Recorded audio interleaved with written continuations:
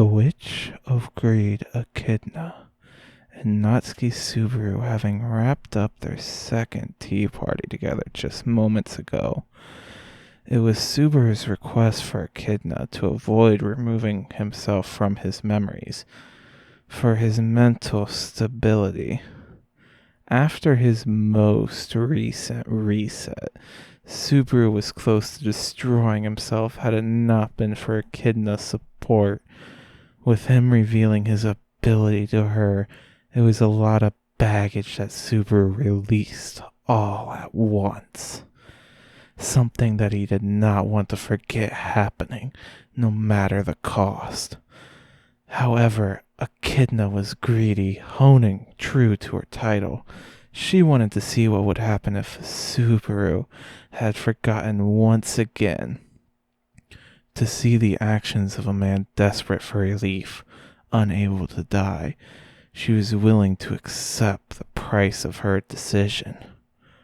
After all, having just been told of Subaru's ability to return by death, it would be too tantalizing to avoid seeing the results of the ability he had.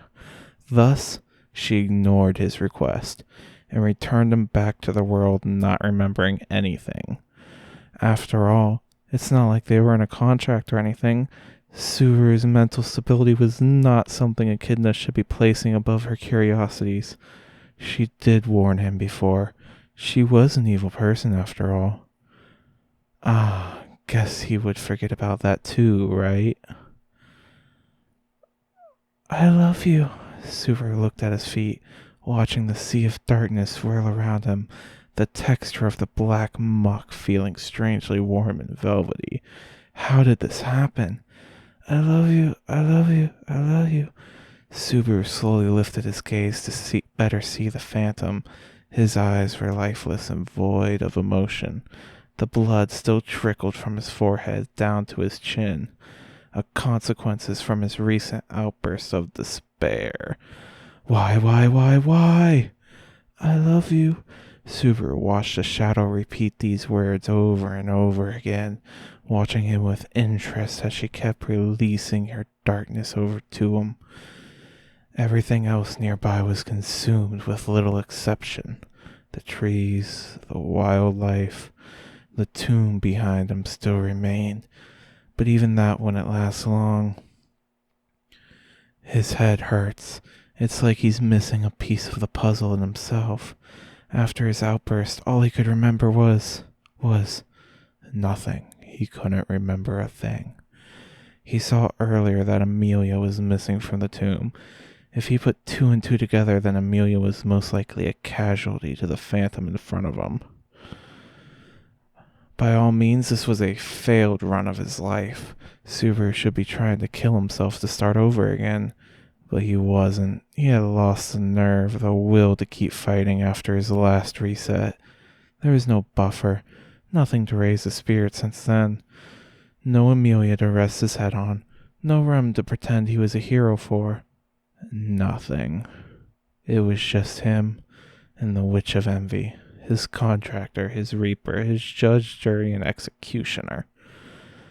I love you, Subaru-kun. Subaru's heart jumped out when the phantom neared his face, the shadowy fog making none of its features apparent. A familiar pang of fear welled up as he stared at the figure. This thing was responsible for his curse, right? Returned by death. The thing that's been eating away at his sanity and leaving no mercy whenever he tries to get it for help, right? Was it here to also kill him, just like Elsa? Just like those goddamn rabbits? Hey, Subaru called weakly, and the spirit seemed to rise, finally hearing its beloved speak. If you're here to kill me, at least make it quick, okay? The spirit, after a moment's pause, gave its response. No. Subaru's face tightened. No? To say something like that? Subaru then only noticed the darkness below him rose to his upper leg, just below his stomach, and was rapidly climbing.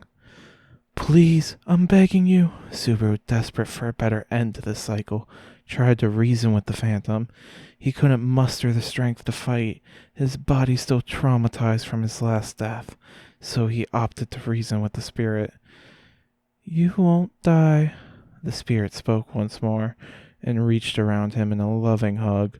Yet despite that, Subaru's fears only worsened. By now the darkness rose to his chest, its barely warm embrace filling his clothes, brushing his chest, which his heart thumped at incredibly fast speeds. Subaru, despite losing all sense of self just a moment ago, felt his body release adrenaline, screaming, "Run at him!" despite having nowhere to go. Subaru's eyes teared up. Why? He pleaded to any god listening. Trust me. Subaru's heart jolted at the voice of the phantom in his ears. The darkness was at his neck. Trust it? Was the spirit really out to get him? Or was it just being played? The darkness rose to his mouth, and Subaru was forced to drink it. It filled his lungs, his stomach, yet he could still breathe. The uncomfortable sensation of his body filling up was close enough to send his body in shock. Because I love you. The darkness shaded his eyes, and he was only able to see black. He had many moments to end himself to avoid such fate, but his lack of resolve got the better of him. His limbs locked, his senses snuffed out. He was now at the Witch of Envy's mercy. The darkness around the area dissipated, faded away, almost like it never existed at all.